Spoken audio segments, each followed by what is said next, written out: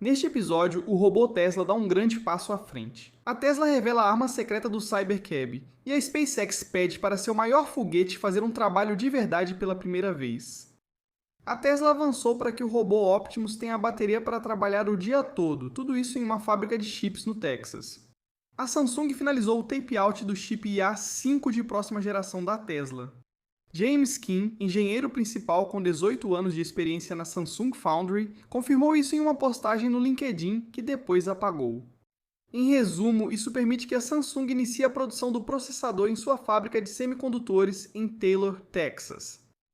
Embora pareça um pequeno marco, é um dos maiores avanços rumo à próxima geração de hardware de IA da Tesla.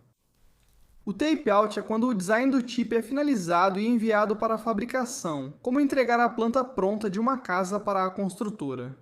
Agora que você concluiu as alterações, os construtores podem iniciar a fundação. Na verdade, há dois tape-outs nesta história, e é importante não confundi-los. Em abril, Elon Musk celebrou que a Tesla finalizou o tape-out do chip IA5, concluindo o projeto do chip. Já o anúncio da Samsung é diferente. Antes que uma fábrica possa começar a produzir chips, ela precisa adaptar o design do cliente ao seu próprio processo de fabricação e aos equipamentos de produção. Resumindo, o design do chip IA5 da Tesla ficou pronto em abril, e a fábrica da Samsung está pronta agora. Isso faz parte de um acordo que a Tesla firmou com a Samsung no ano passado, no valor de 16 bilhões e meio de dólares. Se esse plano for mantido, os primeiros chips IA5 da Samsung serão fabricados nos Estados Unidos, no Texas, na linha de produção mais nova e avançada da Samsung. Veja por que esse chip é crucial e como ele se relaciona diretamente ao robô Optimus. Por anos, a Tesla desenvolveu chips focados na condução de carros. A IA5 foge desse padrão.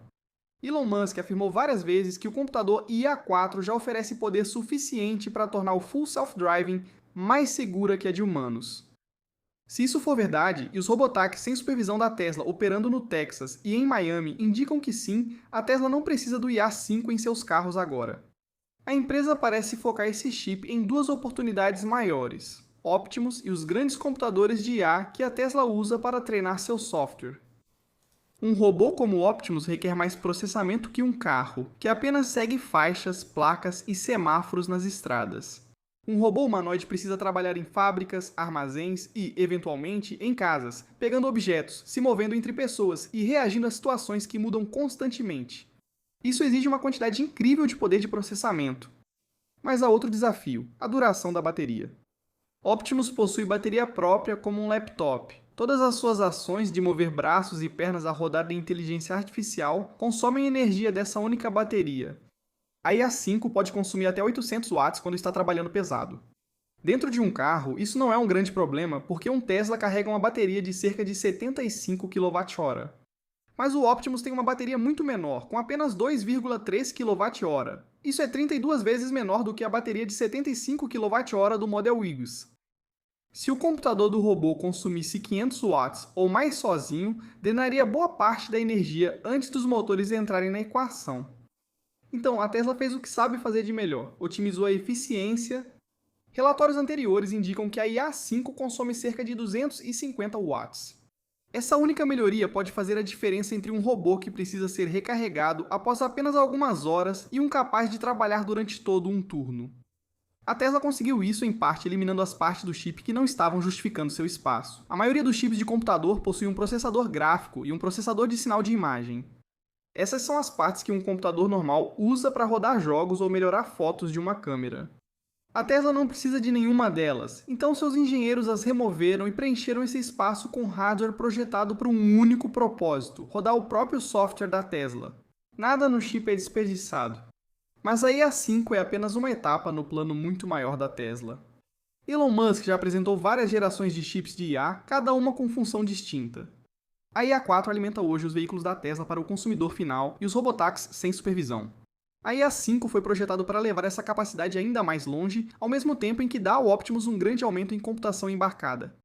A IA6 deve focar ainda mais no Optimus e nos sistemas de treinamento de IA da Tesla. Depois vem a IA7. Musk disse que a visão de longo prazo é colocar o hardware de IA da Tesla em satélites, onde a energia solar abundante e o ambiente frio do espaço poderiam suportar cargas de trabalho massivas de IA. Parece futurista e destaca como a Tesla está avançada no planejamento de sua infraestrutura de computação. Apoiar esse plano vai exigir uma capacidade de fabricação que simplesmente não existe hoje. Elon Musk afirmou que a indústria de semicondutores atualmente fabrica só uma pequena parte dos chips de IA que a Tesla vai precisar no futuro. Esse é um dos motivos pelos quais a Tesla, a SpaceX, a TSI e a Intel estão levando adiante o projeto TerraFab. A instalação proposta no Texas deve ocupar cerca de 100 milhões de pés quadrados, tornando-se a maior fábrica de chips já planejada. Para se ter uma ideia, isso equivale ao tamanho da cidade do Vaticano, Mônaco e Gibraltar juntos. A TerraFab ainda deve demorar anos, mas o anúncio da Samsung mostra que a estratégia de IA de longo prazo da Tesla está passando gradualmente das apresentações para a produção. A IA5 não dará o Optimus bateria para o dia todo amanhã, mas toda revolução tecnológica começa com grandes marcos de hardware. A Tesla descobriu como construir o Cybercab reduzindo em 35% a poluição da pintura e quase eliminando os vapores de tinta. A Tesla revelou o segredo em seu relatório de impacto de 25, e aqui está como isso funciona. Normalmente, fabricar um carro envolve enviar suas peças para uma oficina de pintura separada. Peças são pulverizadas e deixadas para secar. Isso leva horas e libera substâncias químicas no ar chamadas compostos orgânicos voláteis, ou COVs. Esses vapores são uma verdadeira fonte de poluição. Segundo a EPA, as oficinas de funilaria em todo o país emitem cerca de 287 mil toneladas de COVs por ano. Isso representa 2,5% do total de emissões de COVs de todo o país.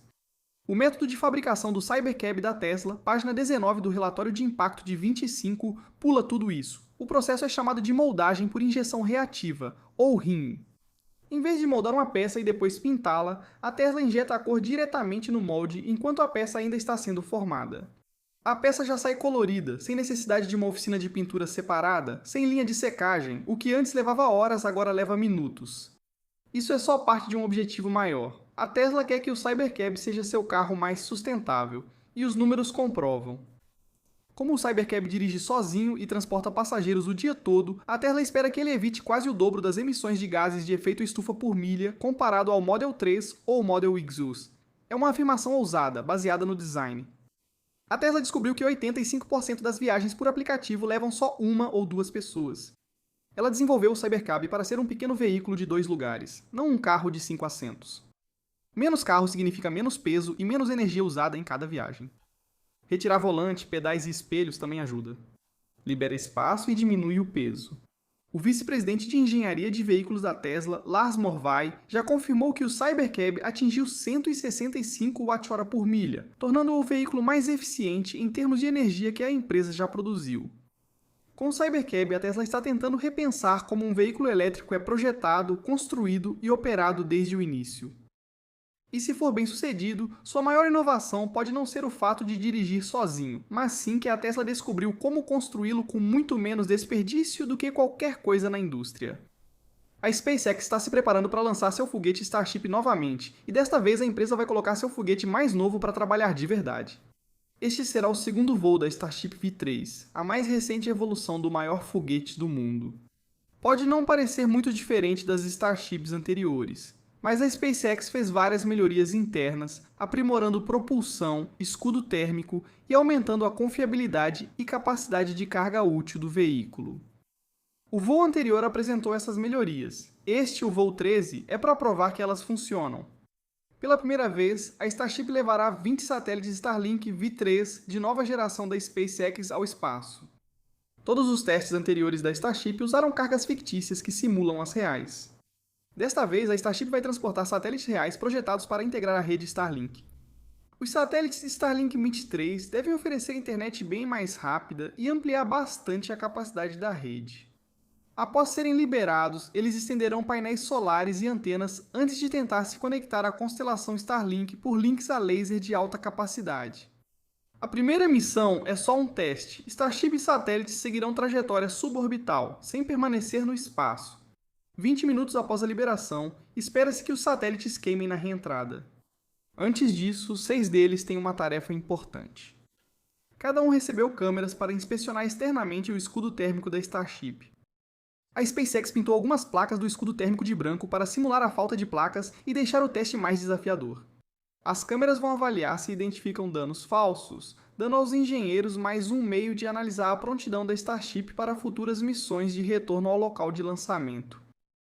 Mas o foguete também tem outro objetivo importante. A Starship vai tentar religar um dos seus motores Raptor depois de alcançar o espaço. Pode parecer uma manobra comum, mas religar um motor de foguete em microgravidade é bem mais difícil que no solo.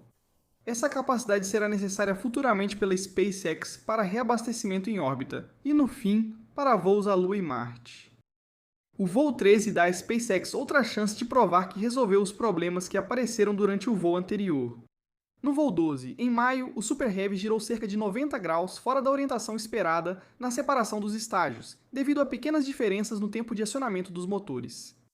Depois, 5 dos 33 motores Raptor falharam na religação durante a queima de retorno, encerrando a manobra antes do esperado. Enquanto isso, a Starship perdeu um motor Raptor otimizado para vácuo logo após a separação dos estágios, mas ainda alcançou sua trajetória planejada. A SpaceX diz que atualizou o hardware e software para corrigir esses problemas, alterando o sequenciamento da partida dos motores, hardware de religamento, sistemas de propulsão e detecção de falhas a bordo. Considerando tudo isso, os objetivos da missão deixam claro o rumo da Starship. O voo 13 não busca voar mais alto ou por mais tempo, mas mostrar que a Starship V3 está se tornando um veículo de lançamento prático.